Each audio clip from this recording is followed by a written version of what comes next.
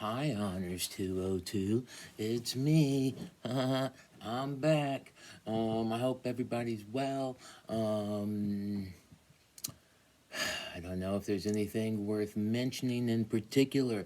This video, I want to talk about Lanval and Laustic just a little bit. I won't spend tons of time doing that. Before I do that, want to just give y'all a reminder. Wednesday, we will be talking about Lanval and Laustic. Wednesday, when you come to class, bring a sheet of paper with a paragraph on it about your thoughts about reading it. Just a little paragraph is fine. And then on Friday, you'll have a reflection due.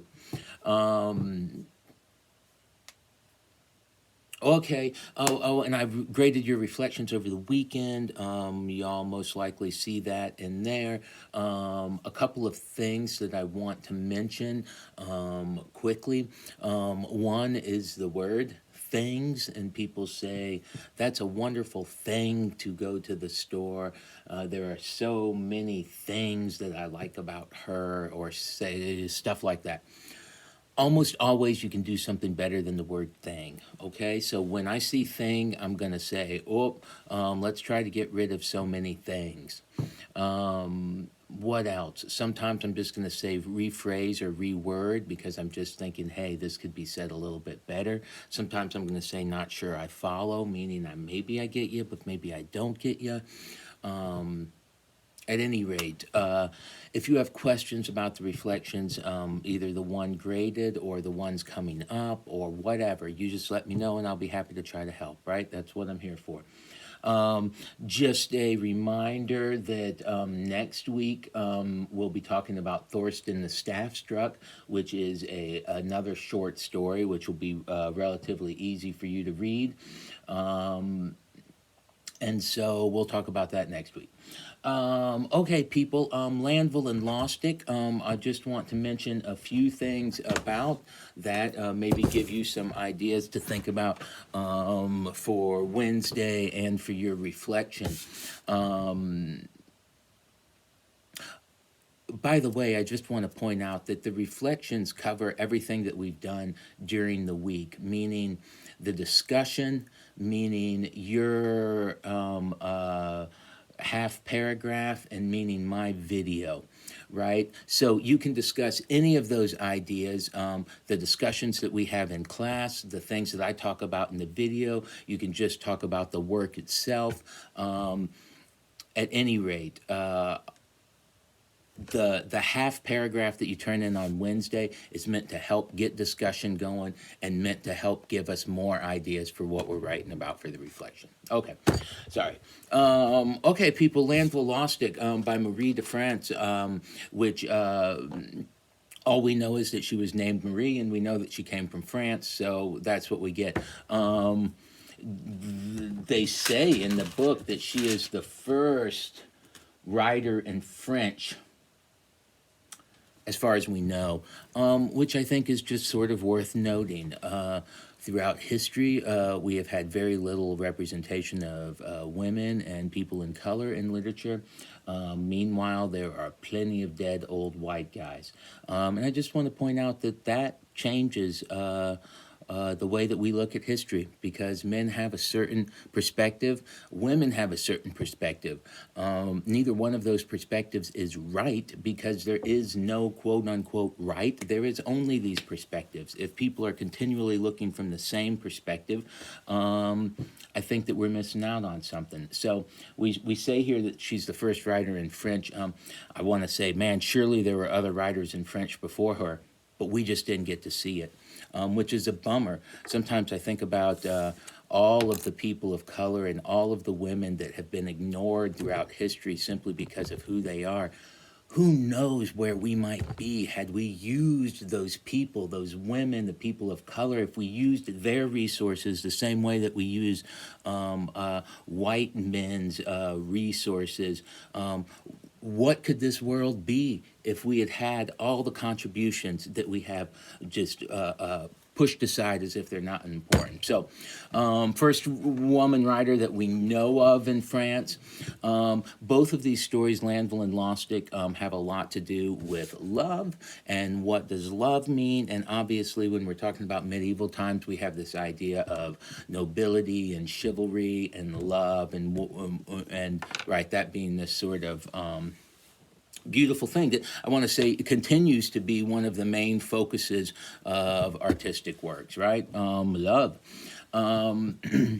Couple of things here.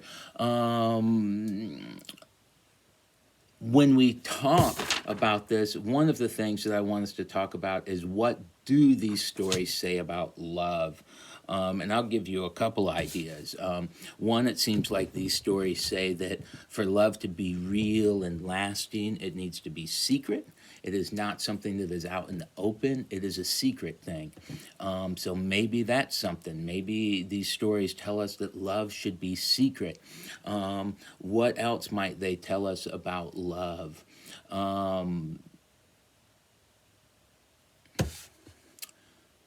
Love between husbands and wives is not that common. Love between people outside of marriage seems to be common, seems to be something that happens frequently. Again, maybe think about that in terms of our society. We certainly have a society that, to some degree or another, makes it seem like marriage is the end of love. Even though I know we glamorize marriage as but we also have all these jokes about how, oh, once you're married, you've got the ball and chain, and you can't do what you want to do, and blah blah blah. As if getting married and making the commitment somehow takes some of the passion and love out of the relationship. Well, that seems to be an old idea here. That seems to be something that they were thinking in the Middle Ages as well. Perhaps makes more sense back then when we think about wives being, as it points out in here, apportioned. King Arthur is handing out wives to people. Well, if you're handing out wives, the idea that the wives are going to be in love with the husband and vice versa, well, who knows if that's going to happen? So, since you don't get to choose your spouse, the idea of being in love with them seems to be up in the air. And thus, to find love, you have to find it someplace outside of marriage. And again, I want us to think about the way that marriage is portrayed in our society, both the good ways that it's portrayed, but then also the bad ways that it's portrayed.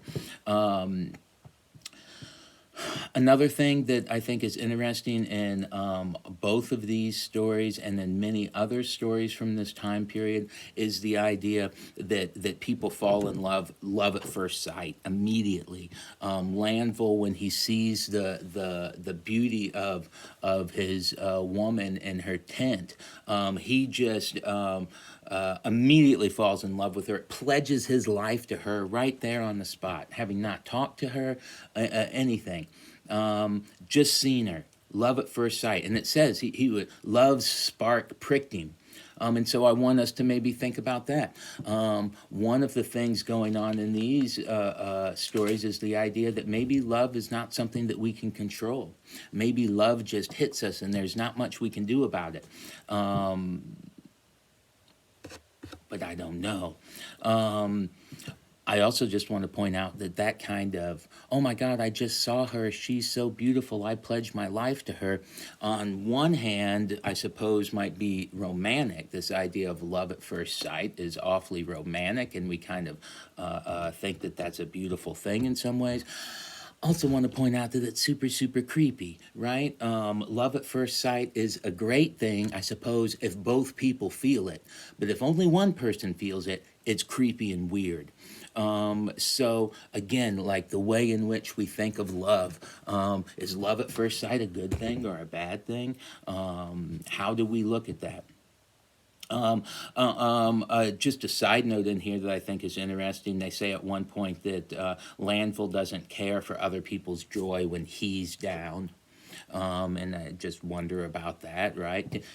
Is it hard for us to be happy for other people, to see joy in other people when we're down? I think that that's probably true. We've got the whole misery love company idea, but on the other hand, you would think that we would enjoy, people we love, etc., having joy, but we don't feel that if we're down. So I don't know. I'm not sure if that's true, but it's something to think about. Um, the trial that he has to go through because the queen tries to seduce him and he does not get seduced. I just want to point out how similar that is to the story of Gilgamesh when who is it, Ishtar, the female god wants Gilgamesh to have sex with her, and he says no. And when he says no, she exacts wrath out on him, right? She gets pissed off. Likewise, I'm thinking of the story of Joseph, where Joseph is, the queen tries to seduce Joseph, and he says no. And because of that, she puts him in jail forever and ever. Of course, he ends up getting out, thank God for him. Here again, we have this story of the rich woman, the beautiful woman, trying to seduce somebody and being turned down, they act out of vengeance. What does that tell us about love? What does that tell us about women? What does that tell us about men? He goes to trial. Lanval goes to trial simply by saying that he has a woman who is more beautiful than the queen. I guess I would like us to think about that. My God, going to trial for saying something like that. I don't know what to make of that. At any rate, other things. The Laustic short story, I want to say, maybe the idea of the knight at the or the neighbor, the guy at the end carrying around the dead bird in the box, the beautiful box, for the rest of his life. I'm not sure what to make of that. I want to say maybe it's the idea that he wants to remember the love that he lost, because, as they say, it's better to love and lost than to have never loved at all. I don't know if that's true, though. At any rate, husbands and wives. So in general, I want you to think about, what do these stories say about the idea of love? What do they say about marriage? What do they say about the idea of men and women? What do they say about morals, right? About what is morally right and morally correct.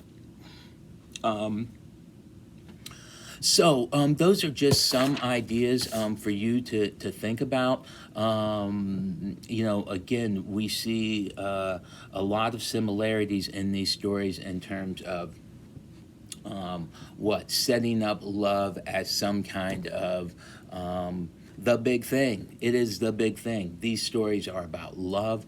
And again, right? If we listen to the vast majority of songs on the radio, they're going to be about love.